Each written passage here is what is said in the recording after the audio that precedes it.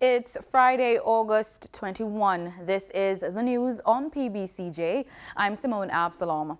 One person has died from the COVID-19 virus within the last 24 hours, bringing the number of total deaths to 15. Minister of Health and Wellness, Dr. Christopher Tufton, gave an update during the ministry's weekly COVID Conversations digital press conference on Thursday. The total number of COVID-related deaths stands now at 15. And so we certainly express our condolences to the family members of the deceased. I'd like to also say regrettably that today represents an extraordinary day over the last 24 hours at least for COVID-related positive cases, as today we have confirmed some 98 new samples that have tested positive for COVID-19 in the last 24 hours. 10 of the 98 are from the backlog cases, and so the rest, 88, are cases that are current, which of course is cause for some greater levels of concern. I would like to add before going further that the Prime Minister and I have spoken, and there will be a meeting tomorrow morning of the Special Committee of Cabinet, the Subcommittee of Cabinet to deal with COVID issues, at which point a discussion will be had around the recent number of cases, and further decisions would be taken as it relates to how we proceed as far as the COVID response is concerned. The number of confirmed coronavirus COVID-19 cases in Jamaica now stands at 1,290, with 98 persons testing positive over the last 24 hours. The total number of confirmed COVID-19 cases in Jamaica is now at 1,290. The newly confirmed cases are 46 males and 46 females, and 52 males, with ages ranging from 4 years to 80 years. The cases were recorded in St. Thomas, 5, Clarendon, 7, St. James, 4, St. Catherine, 17, Kingston and St. Andrew, 53, St. Mary, 3, St. Anne, 3, Westmoreland, 2, and Manchester, 4. 10 of the 98 cases, as was said earlier, were imported, 8 arriving from the USA and 2 arriving from India, 7 contacts of confirmed cases, and 80 are under investigation. 1 local transmission not epidemiologically linked. In terms of recoveries, 16 additional cases have recovered and been released from care. Total recoveries now stand at 788, or 61% recovery rate. 71 patients were repatriated to their countries of origin. There are now 416, or 32.2%, active cases currently under observation. There are 8 moderately ill patients, and there is 1 critically ill patient at this point in time. The Cabinet COVID Committee is to meet today amid concerns about the increased number of positive cases. As you know, it is something that we monitor on a daily basis, and the Prime Minister is on record, as am I, of saying that if there are surges or spikes, as the case may be, that requires further assessment and response, then those decisions will be taken in the public health interest. And certainly in terms of the numbers today, it does suggest that there is need for an analysis of the numbers, which has started, which is why we're late, and decisions, of course, are taken by the Cabinet of Jamaica. In the meantime, the Chief Medical Officer, Dr. Jacqueline Mackenzie, says many of the new cases were contracted during the recent Emancipation Day and Independence Day holidays. The large number of cases that we are seeing now are coming from tests that were done between the 10th of August and the 17th of August. And those are tests that have been done over the last two days, because we've had a large number of cases yesterday as well. Now, the average incubation period is 14 days. However, what we have been seeing is that or I should not say the average incubation period, the extent of the incubation period goes up to 14 days. But what we have been seeing mostly is an incubation period of in the region 5 to 7 days. So what we are actually seeing are probably resulting from activities that occurred over the holiday period of August 1 to 6. So we know that there were a number of gatherings and parties at that time, and we believe that some of what this is happening now 2 weeks later is as a result of those activities there. So we're always 2 weeks behind whatever event it is that triggered, or the activities that triggered what we're seeing now. In the meantime, the Health Ministry says it has cleared the backlog of COVID-19 samples. Director of Services at the National Public Health Laboratory, Dr. Michelle Hamilton, says the lab received a shipment of much-needed COVID-19 testing kits.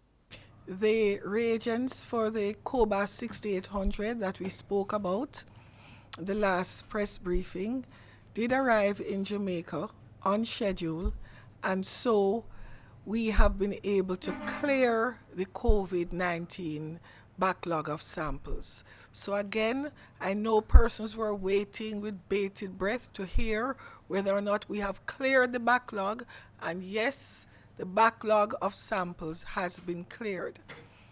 I want to emphasize, though, that the reagents that we got in country were not just enough to clear the backlog, but we do have an adequate number of reagents in country to deal with not just routine surveillance, but with surveillance exercises coming out of all the investigations that will be required around the new positives. More organizations are being encouraged to adopt and use flexible work arrangements in light of the novel coronavirus COVID-19 pandemic. Minister of Labor and Social Security Mike Henry says this will lead to a safe, healthy and productive execution of jobs during this pandemic. His comments were delivered by Chief Technical Director in the Ministry, Dion Jennings, at a virtual productivity forum this week. The Labour Minister says adopting flexi-work arrangements can result in increased employment opportunities, increased productivity and reduced labour cost. As we seek to become innovative and find ways to improve the way we do business, even as we live with the COVID-19 virus, it is indeed a testimony of the measure of ingenuity and never say die spirit of resilience. The new work order is now needed more than ever. Minister Henry also says implementation of flexi-work arrangements will facilitate and enable employers and employees to negotiate and select the best work schedule. Due to the uncertainty associated with the COVID-19 pandemic, organizations continue to show their agility through the adoption of the implementation of flexi-work arrangements. Through the efforts of the ministry, and by extension, the Jamaica Productivity Center, we are committed to providing necessary support in ensuring that employees and employers are adequately equipped in understanding the positive impact of flexi-work arrangements. The Employment Flexi-Work Arrangement Miscellaneous Provision Act of 2014 paved the way for the formal implementation of the flexi-work arrangements. To this end, I use the platform to encourage organizations to adopt and to use the flexible work arrangements, which will lead to a safe and healthy and productive execution of our jobs, especially at this time. Mr. Henry says the ministry is in the draft stage of a telecommuting policy. This will provide the worker with the opportunity to work from a site other than the central work site. The forum was hosted by the Jamaica Productivity Center, JPC, which is an agency under the Ministry of Labor and Social Security, For the news on PBCJ, I'm Marlon Samuels. Residents of Browns Hall and surrounding communities in St. Catherine now have health services closer at hand. Minister of Health and Wellness, Dr. Christopher Tufton, officially opened the Browns Hall Health Center on Wednesday, tagged at $24 million through public-private partnership. The services that are going to be provided include maternal and child health, dressing, immunization, and, of course, family planning. The Type 1 health facility will serve communities such as Macatree, Marley Hill, Belfield, and Blue Hole. The National Commercial Bank Jamaica Limited (NCB) says an employee attached to the 1-7 Knutsford Boulevard branch has tested positive for COVID-19. The bank says the employee and contacts were sent home to self-quarantine for the prescribed 14 days and were all asked to contact the Ministry of Health and Wellness to arrange for testing to be carried out. The bank added that the impacted areas were then temporarily closed, and those areas, along with the entire branch, were deep cleaned and sanitized. Petrojam Limited is also reporting that a member of its team has tested positive for COVID-19 and is now under self-quarantine. The company says its administrative offices are closed for sanitization and will reopen on August 24, 2020. Overseas customers will now be required to present their passports for verification when they visit the offices of the Registrar General's Department, the RGD.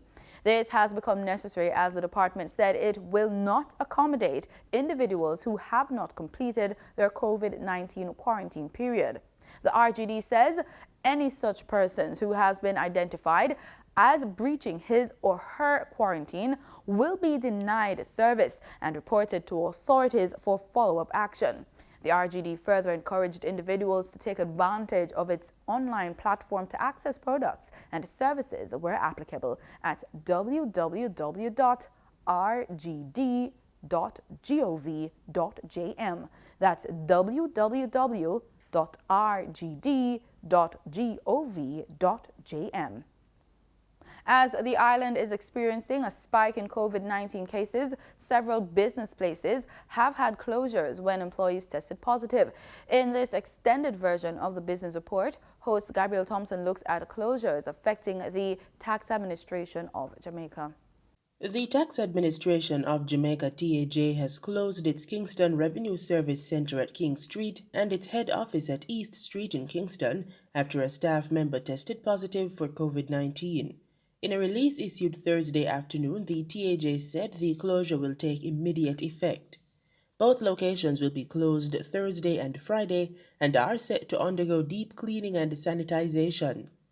Additionally, members of staff who may have been exposed have been advised to self-quarantine for 14 days as instructed by the Ministry of Health and Wellness.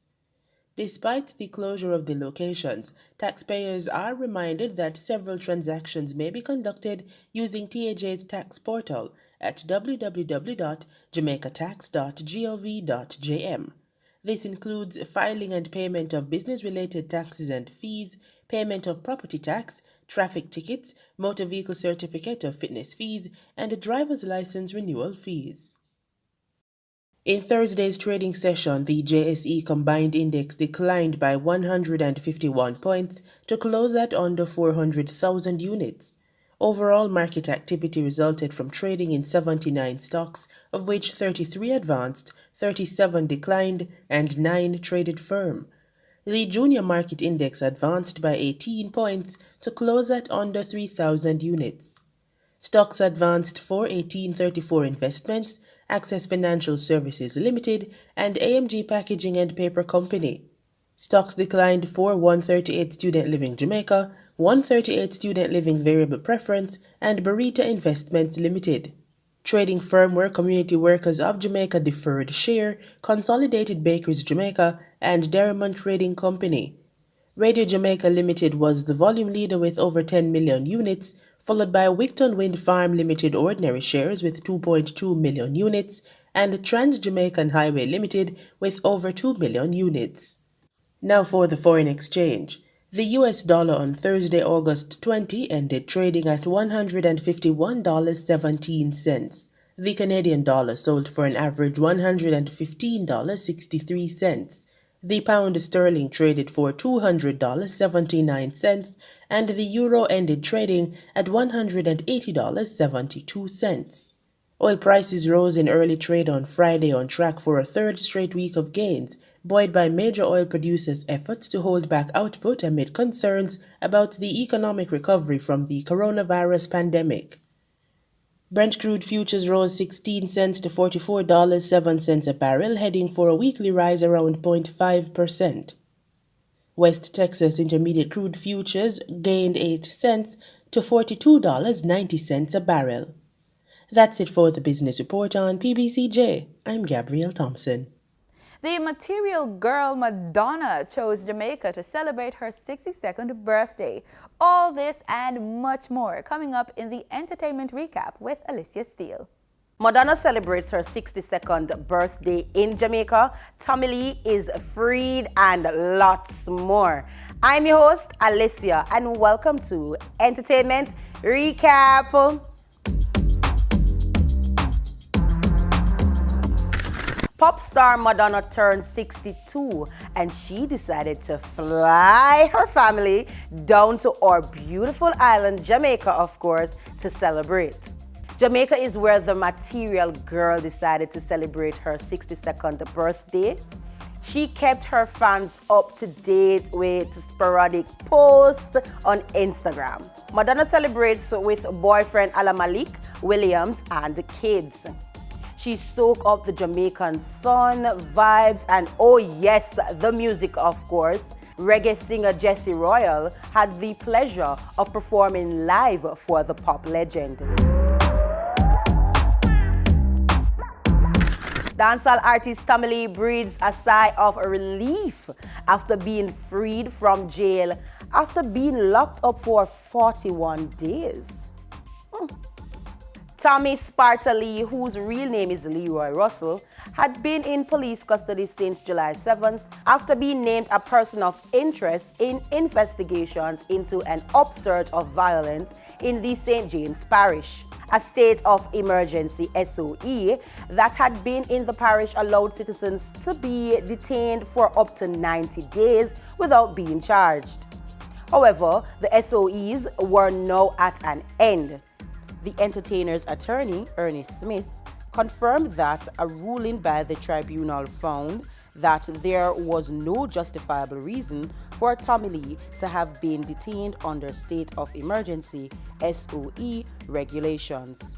Lee's lawyer has also indicated that he will be pursuing a lawsuit against the state, which he said could cost Jamaican taxpayers millions. Now look at that. Mr. Universe. Mr. Universe. Yup, the Mr. Universe dancehall artist stage name Skillibeng made it onto Billboard for his participation on the album Tropical House Cruise to Jamaica, the Reggae Collector's Edition. His project is currently number 16 on Billboard's compilation album chart. So Bob, coffee, and popcorn are on former U.S. President Barack Obama's annual summer playlist. Oh, okay, this not bad. The playlist of the former U.S. president sees John Legend's Don't Walk Away featuring Coffee at number 3, Twist and Turn by Popcorn and Party Next Door at 14. And Could You Be Loved? Could You Be Loved? by Bob Marley and the Wailers holding the number 16 spot. For 3 Jamaicans to make the list is a big deal. Big up to Jamrock.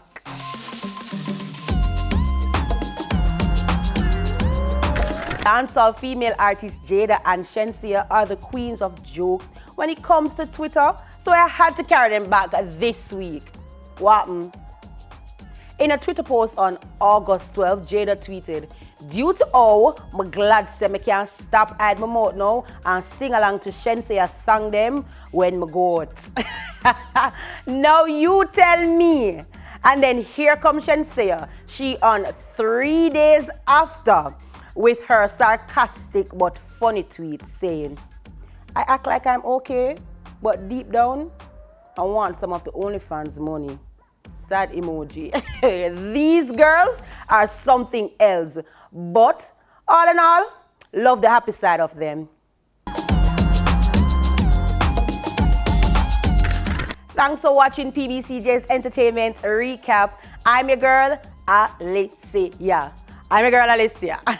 Follow us on all socials at pbcjamaica. Special thanks to Air Candy Collection, of course. I always rock them. And follow them to know at the Air Candy Collection on Instagram. Just remember, always and forever, big up you.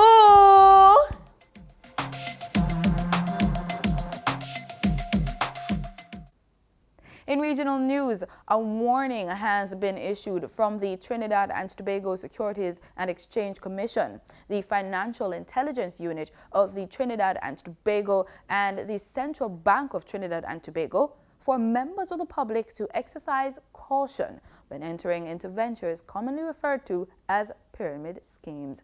Crystal Wilson has more. The joint release by the Financial Systems Regulatory Authorities warns that pyramid schemes take many forms and are often falsely presented as new investments, including different types of securities, foreign currency trades, and even traditional susu arrangements.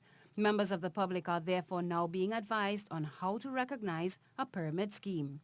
It usually requires persons to join groups and make an initial contribution of money with the promise of a significant payout or return on their contribution at a later date. They rely on the recruitment of new members in order to ensure high payouts. This is very different from susu arrangements, for example, which do not require recruitment of new members and are not profit-making ventures. Early contributors to the scheme are paid from money contributed by newer members. Existing members are encouraged to recruit new persons so they can move to a different level or circle, which promises higher returns on their contribution. The overall intention is to get to the highest level or to the top of the pyramid, which will produce the highest payouts, while the newest members, those at the bottom of the pyramid, receive the lowest returns on their contributions. When fewer or no new members join the scheme, it collapses and it disappears, along with the payment platform and the money that was invested.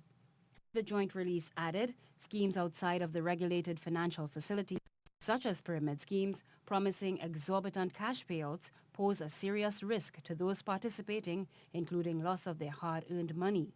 Recipients of these funds may not be able to determine its true origins, which may be from illicit sources.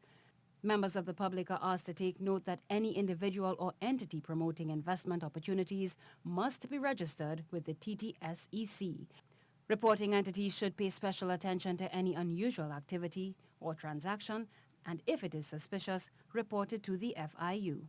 The regulatory authorities are advising the public to remain vigilant and report any fraudulent activity to the Fraud Squad of the Trinidad and Tobago Police Service at 625-2310 or 623-2644, or the Fraud Squad South Office at 652-8594, or by email fraud@ttps.gov.tt.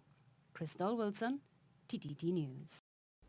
According to the Bahamian Police Commissioner, a police officer has been disciplined for breaking quarantine. The commissioner also revealed that 85 officers are among 500 in quarantine now being monitored by the police force. Jasmine Brown has the details.